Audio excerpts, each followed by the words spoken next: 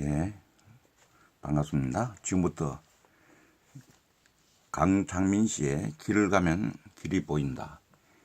길을 가면 길이 보인다는 이 책을 가지고 여러분과 함께 공유하도록 하겠습니다. 먼저 이 책을 지으신 분은 강창민 씨의 연역을 보면은 시인이며 문학박사입니다. 그리고 연세대학교 국문학과와 대학원을 졸업하시고 연세대학교 강사, 서영대학교 전 교수, 연변대학교 개건 교수, 현상과 인식 전 발행인, 시집으로는 비가 내리는 마을, 물음표를 위하여 등이 있고 저서로 깨닫는 밥그릇, 숨어 사는 외톨박이 등이 있고 논문으로는 육사시 연구 등이 있다고 합니다. 길을 가면 길이 보인다.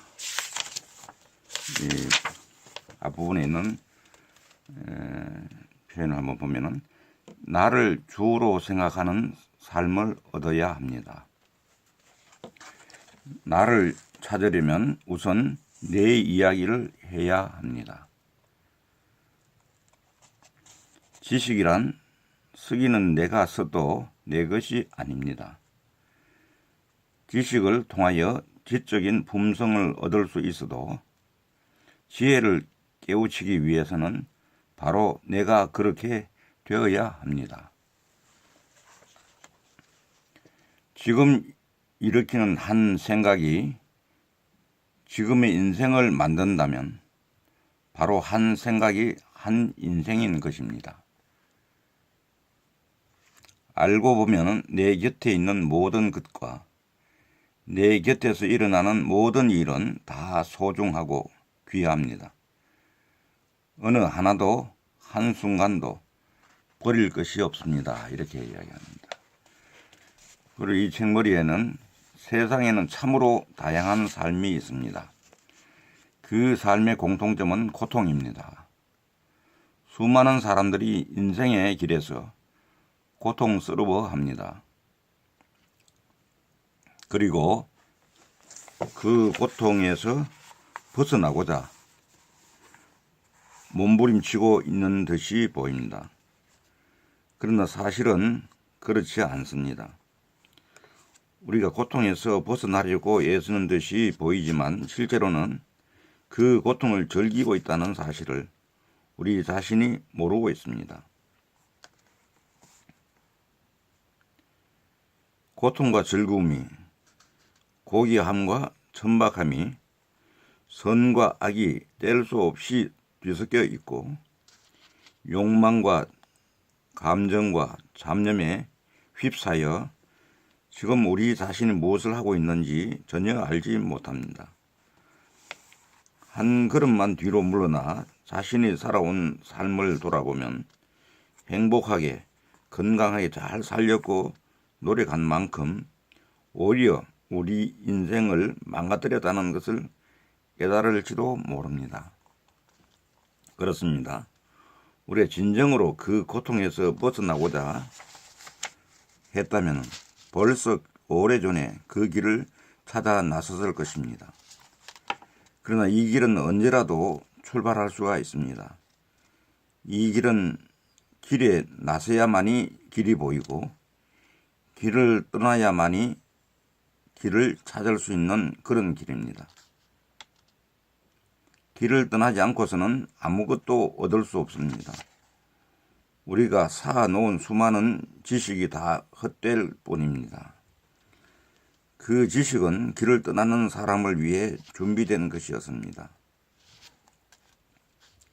행량을 꾸리고 대문을 나서서 목적지를 정해 걸음을 걷기 시작하는 순간 출발이 이루어집니다. 머릿속에서 뒷산에 100번 올라가 보았자 아무 소용이 없습니다. 오히려 간 듯한 착각 때문에 더 깊은 인생의 수렁에 빠져들어갈지도 모릅니다.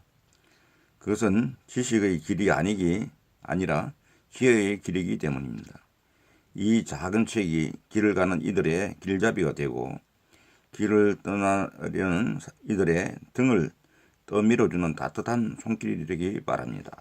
하고 이렇게 머리말에 저자가 직접 쓰고 있습니다. 길을 가면 길이 보인다. 차례는 대체로 총 5장으로 나눠져 있습니다. 열려있는 문, 세상 모두가 내 모습, 한 생각이 한 인생, 내 강아지야, 때가 되면 가는 길, 이렇게 5장으로 정리가 되어 있습니다. 그런데 먼저 열려있는 문에 있는 내용들 중에 제일 먼저 나오는 게 열려있는 문입니다.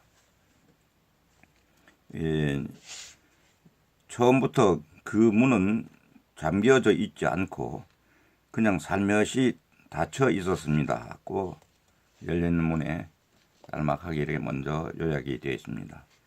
내용으로 들어가면은 옛날 중국에 어떤 무술의 달인이 있었습니다.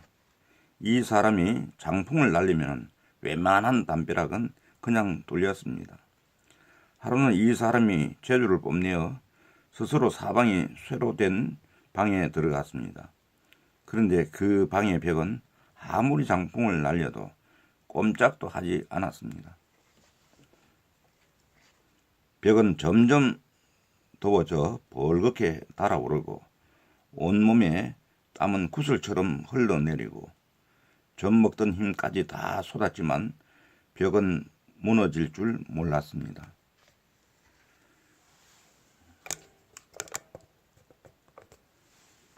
이제는 창피를 무릅쓰고 문고리가 있으면 그것이라도 부수고 나갈 텐데 문고리조차 없었습니다.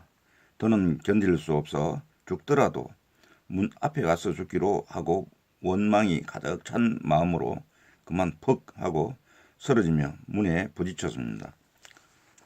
그 순간 문이 활짝 열렸습니다. 처음부터 그 문은 잠겨 있지 않았고 그럴 필요도 없었기 때문에 문고리가 없었습니다. 그냥 살며시 닫혀져 있었던 것입니다. 이렇듯 스스로 정해놓은 아름아리 속에서 일으킨 욕심이 파멸을 불렀고 그 욕심에서 생긴 업심은 그냥 닫혀있는 문도 열지 못하게 하였습니다. 욕심으로 인한 괴로움도 잠기지도 않은 문 앞에서 스스로 고통에 휩싸이는 마음도 내가 모든 것을 먼저 정해버린 데서 오는 것입니다. 모든 것을 내 스스로 정해버림으로써 얼마나 많은 세월을 무의미하게 마구 괴로워하며 헛되게 살아가는지 모릅니다. 모든 지혜를 다 가지고도 안 될 때는 한 가지 지혜를 더 얻으면 됩니다. 내가 지금 아는 것으로는 아무런 해결도 할 수 없다.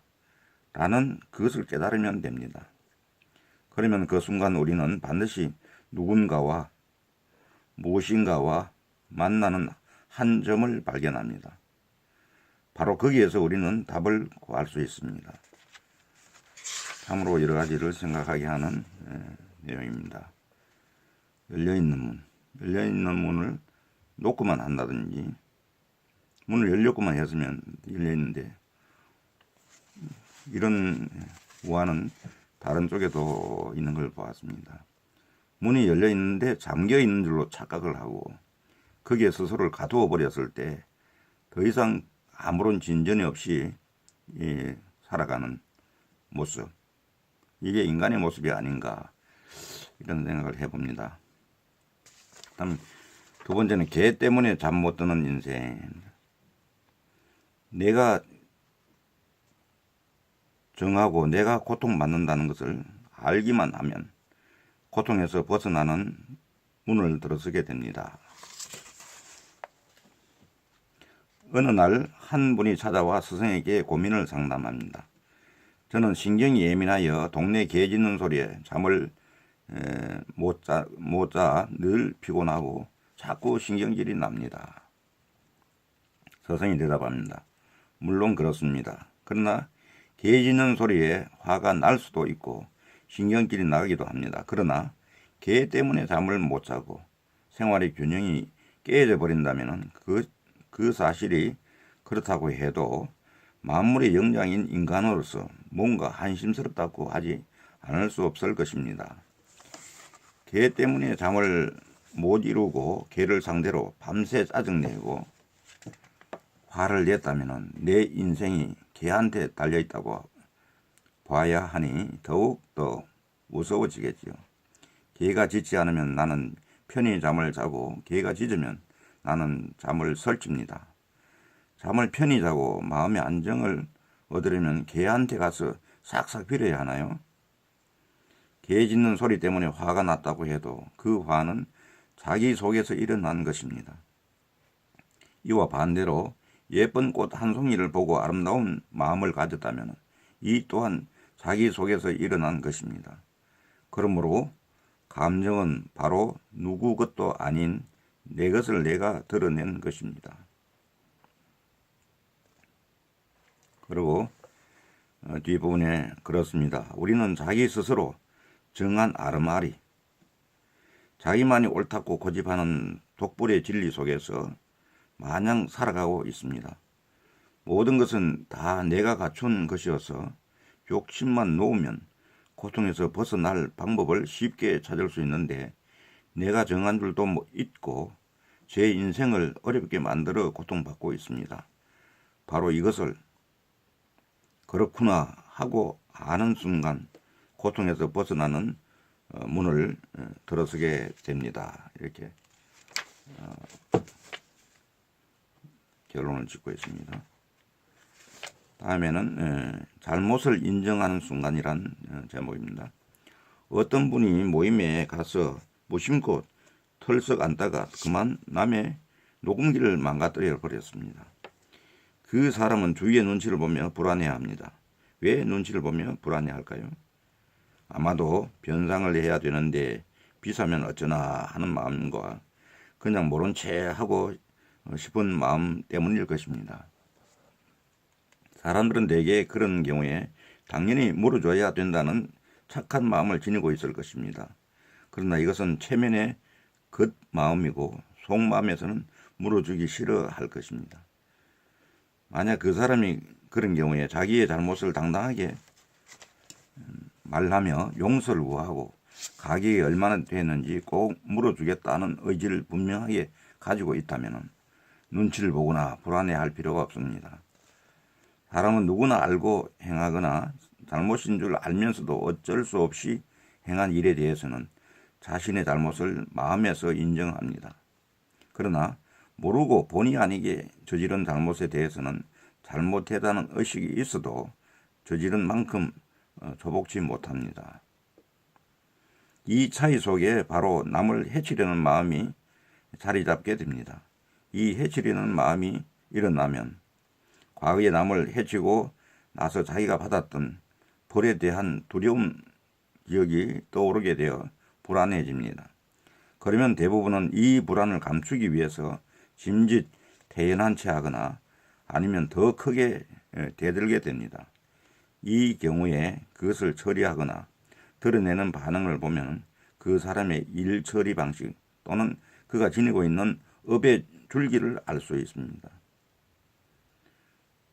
평소에 남과 잘 다투고 걸핏하면 남을 원망하여 원심이 마음에 가득 찬 사람은 어떤 사람이 여기다 이런 것을 두었지 하며 오히려 큰 소리치며 자신이 잘못해 놓고도 피해를 당한 사람을 더 몰아세울지도 모릅니다.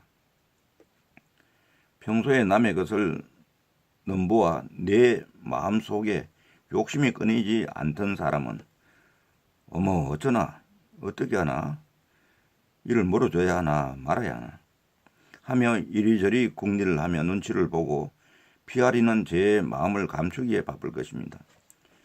평소에 남을 잘 속이고 남의 눈치를 살펴 요리조리 임기응변을 쓰는 마음에 항상 수심이 가득한 사람은 아마도 어쩌나 이걸 어떻게 하나 하며 안절부절 당황하는데 마치 자기가 방금 헐뜯고 비난했던 바로 그 사람이 자기 앞에 나타난 것처럼 허둥댈 것입니다.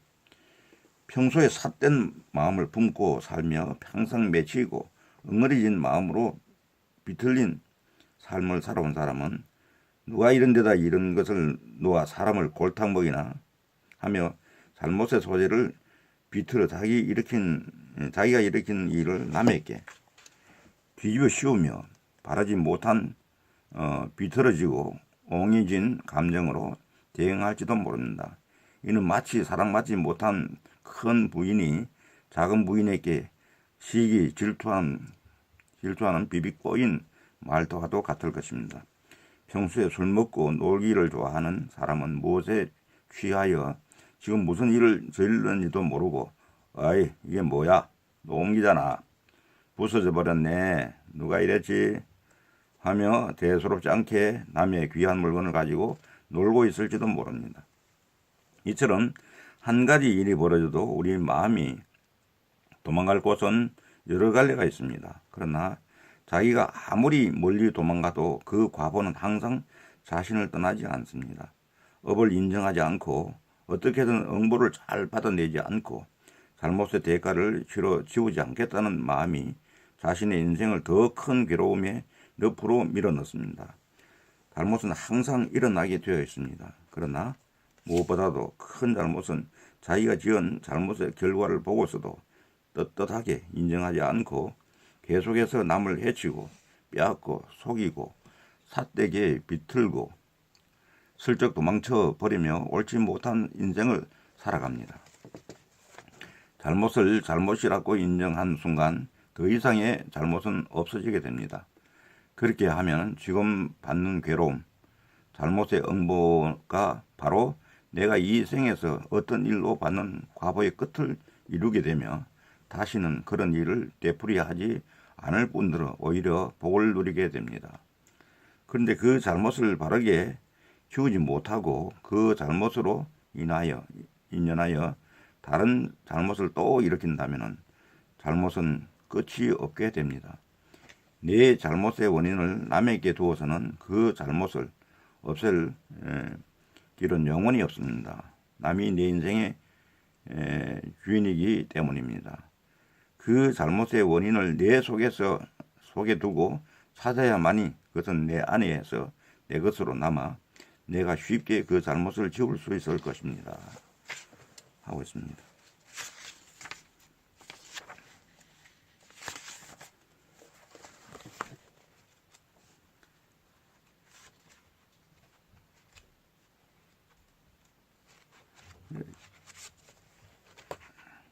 이제 또 5천원짜리 인생이라는 제목의 글이 있습니다.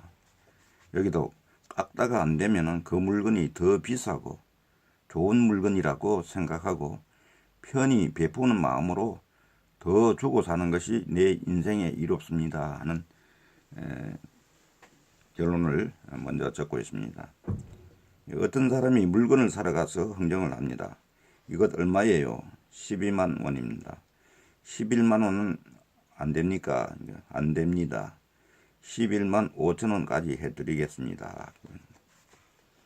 한동안 실랑이를 하다가 결국은 사지 않았습니다. 아주 마음에 드는 옷이었으나 5천 원 때문에 기분이 상하여 포기하였습니다.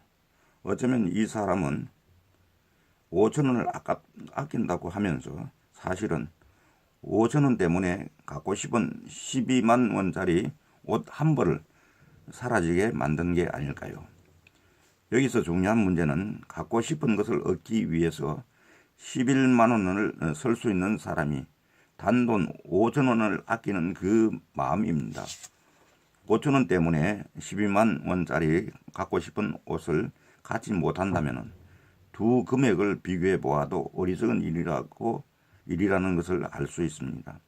이 5천 원 때문에 손해보는 것은 이 옷 한 벌뿐만 아닙니다. 갖고 싶은 것을 5천 원 때문에 못 갖고 돌아오는 마음은 괜히 짜증스럽고 편치가 못합니다. 집에 돌아왔습니다.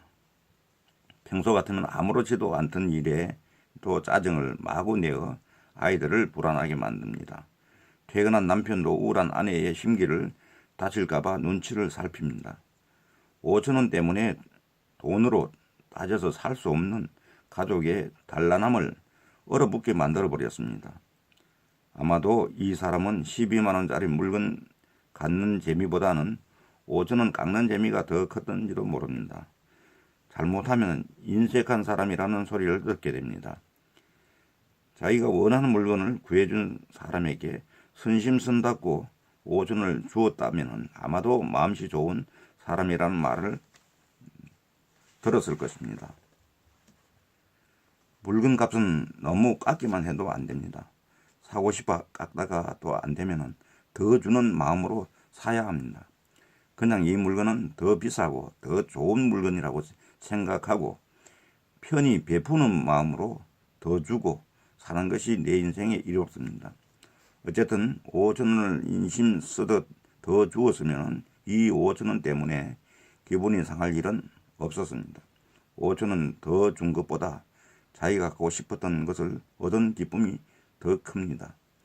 집에 돌아오는 마음은 마냥 가볍고 즐겁습니다. 평소 같으면 짜증만 낼 일도 기쁘고 즐거운 마음으로 대합니다.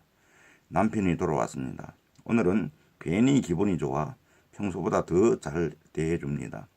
5천원을 더 베푼 기분으로 돈으로 살 수 없는 한순간의 가족의 행복을 누리게 됩니다. 이런 부분은 참 세상 살아나가면서 많이 경험하는 그런 것 같습니다. 참으로 자기가 원했던 것, 좋았던 것, 이런 것들과 단돈 몇 푼 때문에 그걸 포기하는 함으로써 우리 마음이 불안해지고 불편해지고 여러 가지 어떤 이 갈등이 일어나는 이런 부분들을 잘 정리한 겁니다. 그래서 그 옛날에도 김수환 주인께서는 노상에서 물건 파는 그 물건 값을 깎지 말라는 그런 얘기가 있었습니다. 그래서 깎지 않았을 때 그 사람을 도와준다는 그런 생각도 하게 되고 또 나도 내가 원하는 그런 물건을 제대로 살 수 있고 또 일종의 말하면은 좋은 물건을 가졌다는 그 즐거움, 기쁨 이런 것들을 우리가 충분히 즐길 수가 있는 것이라고 생각이 듭니다. 그리고 여기 가진 것만 누려도 하는 제목이 있습니다. 항상 가진 것만 쓰면서 그것을 통해 누리는 것을 기준으로 삼으면 못 가진 것도 못 가진 그대로 긍정적으로 쓸 수 있습니다. 고 이렇게 이야기합니다. 우리가 이 세상을 살면서 가지지 못한 것이 많은 것 같지만 가진 것 또한 많기 때문에 가진 것만 잘 쓴다면 우리는 항상 원하는 것을 누릴 수가 있습니다. 참으로 지혜롭습니다. 오히려 가진 것을 다 누리지 못하면서 항상 못 가진 것을 갖기 위해 노력하는 습관 때문에 못 가진 것을 갖게 되는 순간 괴로움이 사라져야 하나 또 다른 못 가진 것을 갖기 위한 괴로움에 스스로 빠지고 맙니다. 참으로 맞는 얘기입니다. 이 괴로움에서 벗어나기 위해 우선 가진 것부터 바로 써보는 지혜가 필요합니다. 바로 쓰게 되면 즐거워지고 그 즐거움은 또 다른 즐거움을 키웁니다. 이 즐거움이 커지면 선한 힘이 되어 못 가진 것을 구하는 괴로움을 지우는 데 에너지로 변하고 또 편안해지고 못 가진 것도 쉽게 얻을 수 있는 역량을 얻게 됩니다. 항상 가진 것을 쓰며 누리면 못 가진 것도 못 가진 그대로 긍정적으로 쓸 수 있게 됩니다. 아는 것을 쌓아서 이를 바탕으로 모르는 것을 얻어야지 모르는 것에 집착해서 괴로워하다 보면 아는 것의 즐거움마저도 엎어버리고 소멸시킵니다. 내 속에 모든 것이 다 있으니 내가 모르는 것은 그것을 드러내는 기술, 곧 지혜가 부족하기 때문입니다. 연마하여 기술을 닦아가듯 지혜도 성인의 바른 가르침을 통하여 열심히 닦아나가야 합니다.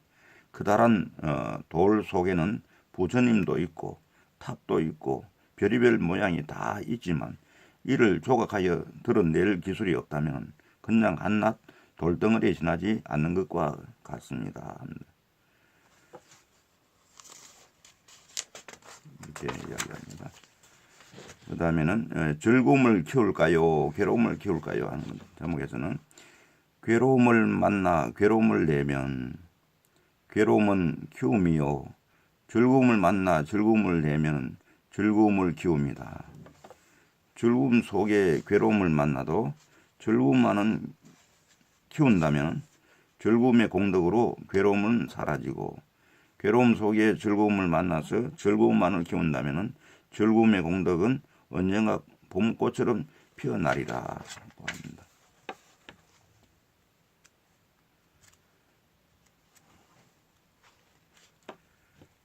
내가 대접받고 싶은 대로 살면 하는 글에서는 착각을 하게 되면 나는 시어머니에게 잘 해드려야 하는데 왜 시어머니는 나를 못마땅해 하나 하고 생각하게 됩니다. 이렇게 생각하는 한 시어머니로 인한 괴로움에서 벗어날 수 있는 답을 찾기 어렵습니다. 그러나 시어머니가 내 속에 있음을 알면 답을 찾기가 쉽습니다. 바로 시어머니가 내 일부로서 나와 하나인 셈이니 바로 시어머니를 나로 생각하고 살면 됩니다. 내 얼굴이 내 마음에 안 든다고 머리를 떼내어 갈아붙일 수 없고 내 목소리가 내 마음에 안 든다고 성대를 갈아 넣을 수 없는 것처럼 바로 시어머니 또한 싫으나 좋으나 나의 일부이니 어쨌든 있는 그대로 그냥 가꾸고 잘 대하면서 살아가야 합니다. 이미 생겨버린 얼굴을 탓하며 평생을 괴로워하며 살아가는 어리석음으로부터 떠나듯 권속 또한 이와 마찬가지로 더 이상 괴로움 속에서 헤매이지 않아야 합니다. 내가 대접받고 싶은 대로 살면 시어머니는 나를 대접할 것이고 내가 학대받고 싶은 대로 살면 시어머니는 나를 학대할 것입니다.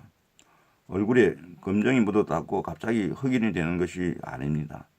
검정을 닦아낼 시간만 마련하면 누구나 본래 면목을 되찾을 수 있는 것처럼 내 일본 시어머니에게 묻은 때만 잠깐 벗어버리면 사이좋은 고부간에 본래 면목을 찾을 수 있습니다. 중요한 것은 바로 시어머니가 나에게 짓는 업이 따로 있는 것이 아니라 내가 짓는 업이라고 생각하는 일입니다. 하고 있습니다. 부모 노릇 하는 데서는 학교 다녀온 아이를 보니 벌써 중이 들어서 눈치를 살피니 엄마는 자식이 안 되어 보입니다. 저도 이번 달에는 한번 잘 해본다고 열심히 한 것 같은데 성적이 뜻대로 안 나왔나 봅니다. 엄마는 그것을 보니 아이가 공부를 하였는데도 점수를 잘못 받아 속상한 것과 또 야단 맞을 것을 각오하고 미리 풀이 죽은 모습을 보니 참으로 안 되어 보입니다. 이 두 가지가 마치 내 일인 듯 가슴이 저며옵니다.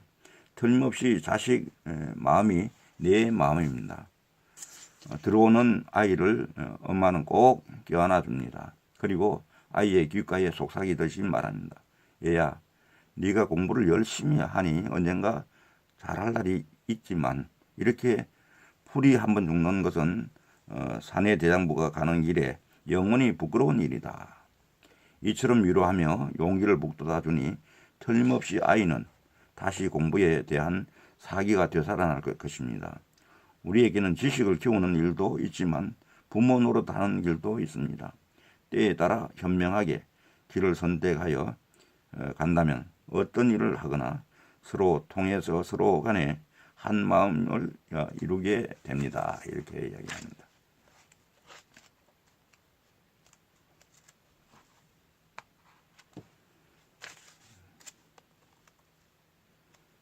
다음으로 여러 가지 단상들을 가지고 참 이번에 생각을 많이 하시는 것 같아요. 여기 보면 또 마지막에 제대로 효도하려면 한다. 내 감정의 틀 속에 만들어둔 허상의 부모님을 없애야 합니다. 하고 요약해서 이야기하고 있습니다.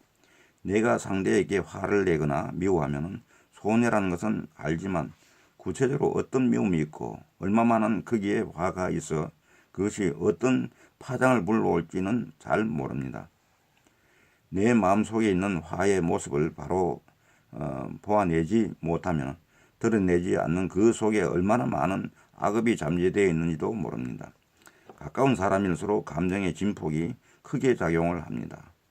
부모 자식 간이나 부부 간에는 사랑도 남달리 크지만 증오도 또한 남달리 크게 쌓입니다. 정이 남보다 각별하기 때문입니다. 정은 번뇌를 일으키고 정이 사랑과 증오를 함께 오게 하니 이것이 문제입니다. 가장 사랑하고 좋아하는 사람이 어쩌다 잘못되면 가장 증오하고 미워하는 대상이 됩니다. 그러나 더 큰 문제는 이 둘이 함께 공존해 있을 때입니다. 이를테면 부모가 자식을 때려서 공부를 잘 가르쳐 훌륭하게 만들었다 하여도 때린 죄는 죄대로 가고 가르친 공은 공대로 남게 됩니다. 매 맞을 당시에 왜 부모에게 매를 맞는지 이유를 알았다 하여도 나중은 매 맞은 인연만 기억됩니다. 이 인연 따라 새겨진 부정적인 마음이 미워하는 마음을 낳게 되고 이 미워하는 감정에 입력되어 나중에 부모를 해치게 되는 에너지가 됩니다. 그러나 매 맞을 때 일어난 부모에 대한 증오심과 원심을 그대로 긍정하면 이 감정이 나를 부리는 것이 아니라 내가 이 감정을 다루게 되니 실제로 해치는 일은 일어나지 않게 됩니다. 따라서 이 감정을 잘 마무리하게 되어 결과적으로 악업을 지우고 복을 키우는 선업을 닦게 됩니다. 부모에 대한 미움을 긍정하면은 부모로 인연한 이 괴로움이 심해져서 부모에게 노한 감정이 일고 이에 따라 증오심이 생김을 바로 보게 되어 부모를 미워하는 것은 잘못된 일이고 이 매는 나를 선하게 만들어 미래에 잘 살게 하기 위한 이름을 인식하게 됩니다. 그에 따라 부모에 대한 사랑이 더 커지고 기쁨의 마음이 오히려 미안하고 죄송스러운 감정을 갖고 즐거운 모습으로 부모님을 대하게 될 것입니다. 하고 이야기하고 있습니다.